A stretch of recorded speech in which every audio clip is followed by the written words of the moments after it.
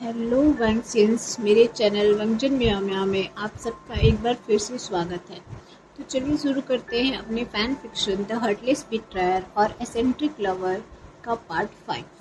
Last part में हमने देखा था कि वांगजी ठीक होते ही अपने फोनिक्स फीदर की हेल्प से नी सेक्ट की तरफ निकल गया था।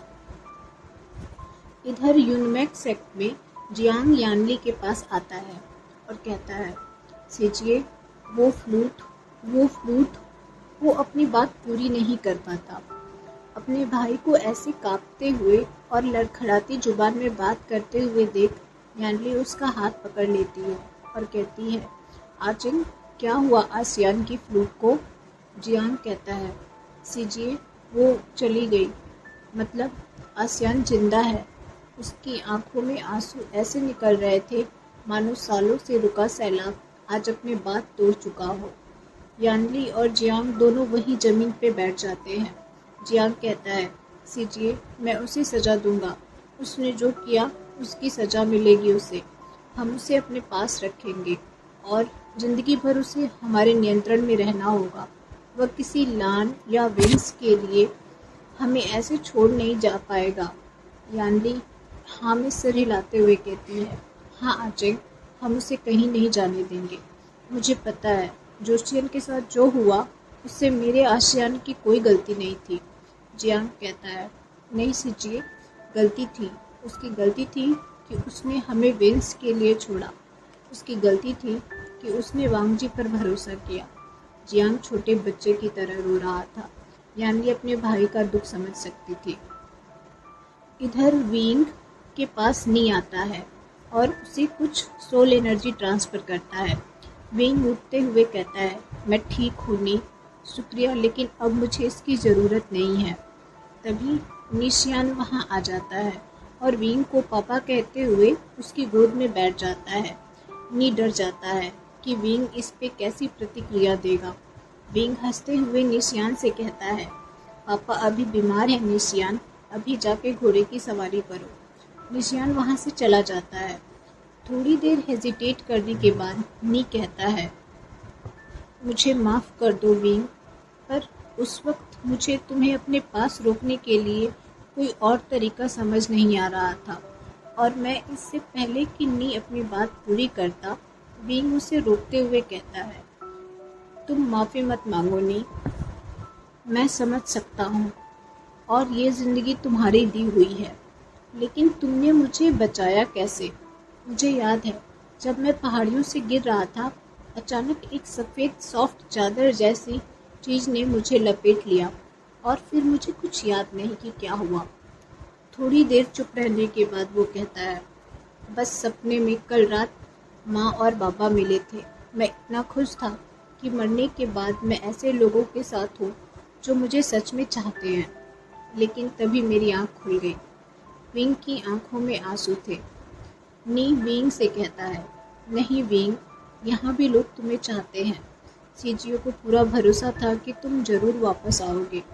और वो जियांग तो ऐसे लग रहा था कि मानो तुम अगर कुछ दिन और न आए तो वो पूरा पागल हो जाएगा। और मैं भी तुम्हारा ही। नी अपनी बात पूरी भी नहीं कर पाता है कि एक सर्वेंट भाग के अंदर आता है और कहता है, सेक्ट लीडर, जल्दी चलिए, वुसुलैंड सेक्ट के सेकंड प्रिंस बाहर सेनापति से युद्ध कर रहे हैं। वो अंदर आना चाहते थे, लेकिन सेनापति ने जब उन्हें अंदर नहीं आने दिया, उन्होंने सेनापति को युद्ध की चुनौती दे दी। नी गुस्से से उठता है। मिहाज तुरंत उसके हाथ में आ जाता है। वो विंग से कहता है, तुम बाहर मत आना विंग।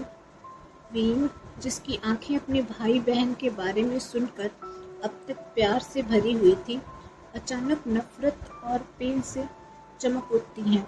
वो कहता है, क्या सेकंड प्रिंस फिर से मुझे मारने आए हैं?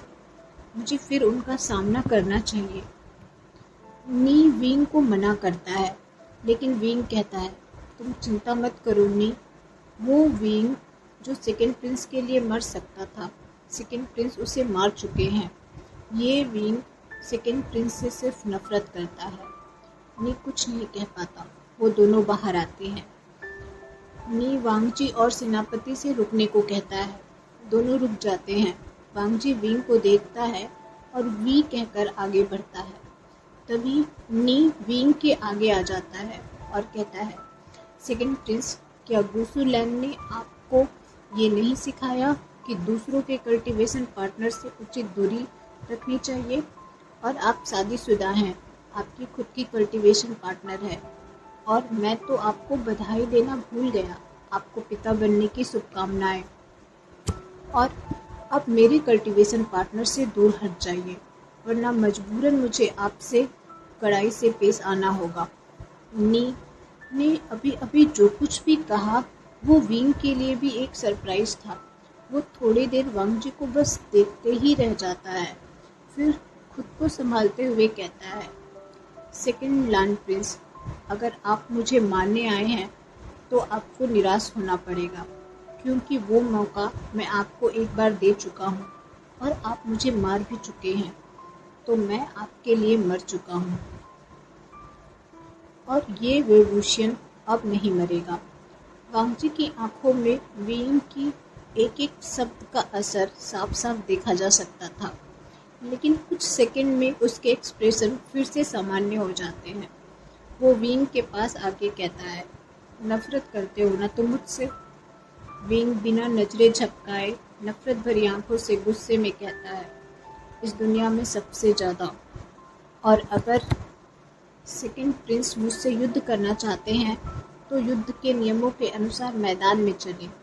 यहाँ औरतें और बच्चे हैं। इससे पहले कि वांग जी कुछ रिएक्ट करता, विंग वहाँ से उड़कर नी सेक्ट के फील्ड की तरफ आ जाता है।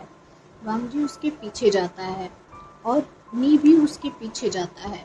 नी सेक्ट के सेनापति नी से कहते हैं, सेक्ट लीडर, सभी सेक्ट को पता चल चुका है कि मास्टर वे जिंदा हैं।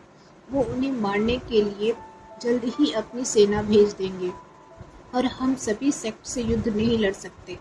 नी गुस्से में कहता है, सेनापति, नी हुसैंग अपनी आखिरी सांस तक लड़ेगा और इस बार आसियान को कुछ नहीं होने देगा।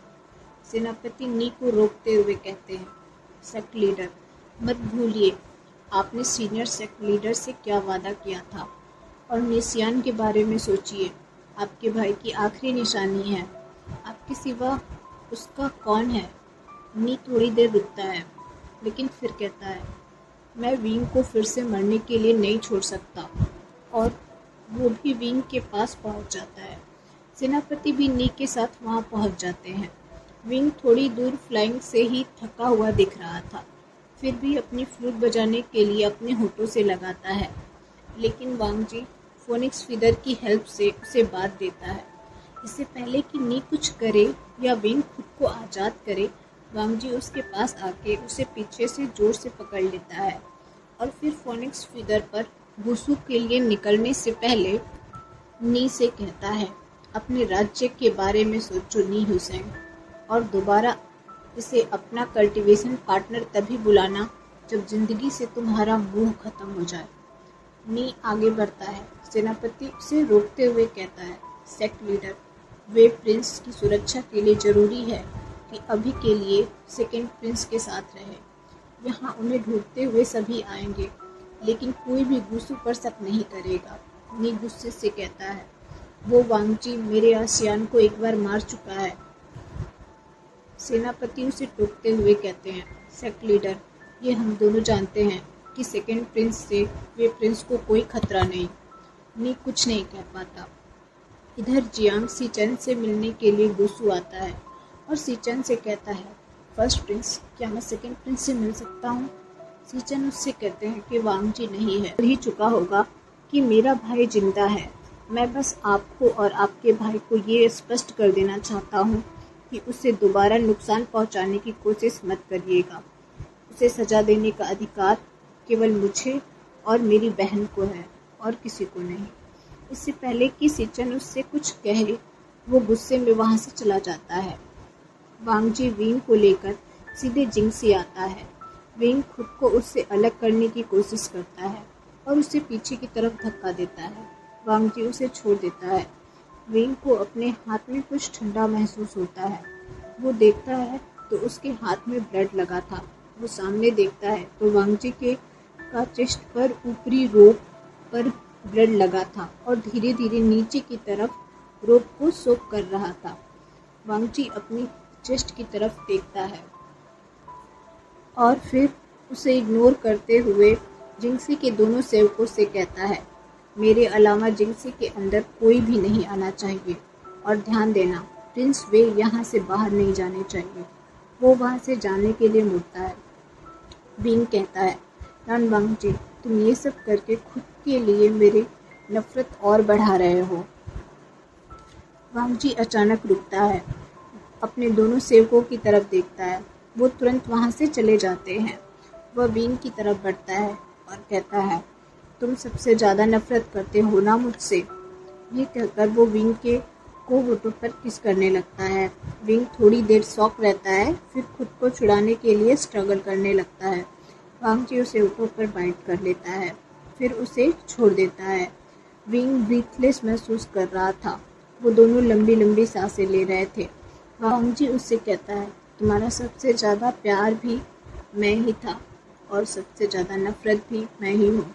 अच्छा है, ये सब कुछ मेरा है और बिहेव योरसेल्फ, वरना मैं क्या करूँगा मैं खुद नहीं जानता। वो वहाँ से चला जाता है। बाहर निकलते ही वो ब्लड वॉमिट करता है और सिचन के सामने गिर जाता है। इधर लानही, जो 2 दिन से बिस्तर पर पड़ी हुई थी, उसकी आंखें खुलती है तो 2 सेविकाएं आपस में बात कर रही थी। एक कहती है, मैं वापस गू सेक जाना चाहती हूँ। गू प्रिंसेस की ये काली करतूतें मुझसे अब और नहीं देखी जाती। हमें यहाँ उनके बच्चे की देखभाल के लिए भेजा गया था, लेकिन यहाँ तो प्रिंसेस खुद उस बच्चे से कोई मतलब नहीं रखती। उसे लान सेक्ट लीडर के सामने हथियार की तरह इस्तेमाल करती हैं। दूसरी सेविका कहती है, लान प्रिंस यहाँ कभी नहीं आते और ना ही उन्हें मैंने कभी प्रिंसेस से बात करते देखा, और प्रिंसेस से मिलने ये आदमी जब भी आता है वो ऐसे ही 2-3 दिनों तक बिस्तर पर पड़ी रहती हैं। ऐसा लगता है वो प्रिंसेस को किसी बात के लिए ब्लैकमेल करता हो। अगर लान या गुसेक्ट को पता चला कि प्रिंसेस के किसी और के साथ संबंध है, किंग तो इन कर देंगे। लानी ये सब बातें सुन के अपने सिरहाने पे रखे हुए कप को जमीन पर जोर से फेंकती है, जिससे दोनों सेविकाएं डर जाती हैं और उसके पास आके घुटनों पर बैठ जाती हैं। तभी वहाँ लानी की एक और सेविका आती है और लानी से बताती है कि जिंगसी के मेन हाउस में कोई आया है और सेकंड प्रिंस ने वहाँ किसी को भी जाने पर रोक लगा रखी है। लानी थोड़ी परेशान होती है और अपने मन में कहती है, अगर मैंने वांगजी के साथ जल्दी डुअल कल्टीवेशन नहीं किया तो जल्दी ही मेरी कोर पूरी तरीके से डेमोनिक हो जाएगी। और अपने सिरहाने से एक छोटी सी औषधि की बोतल निकालती है और कहती है, सोचे बस एक बार मैं डुअल कल्टीवेशन में सफल हो जाऊं, तुम्हें मैं अपनी परछाई भी नहीं छूने दूंगी। तो दोस्तों, आज का ये पार्ट हम यहीं ख़त्म करते हैं। नेक्स्ट पार्ट मैं जल्दी ही लेके आऊँगी। अगर आपको मेरी कहानी अच्छी लग रही है तो please like this video and subscribe my channel and take care of yourself. Thank you.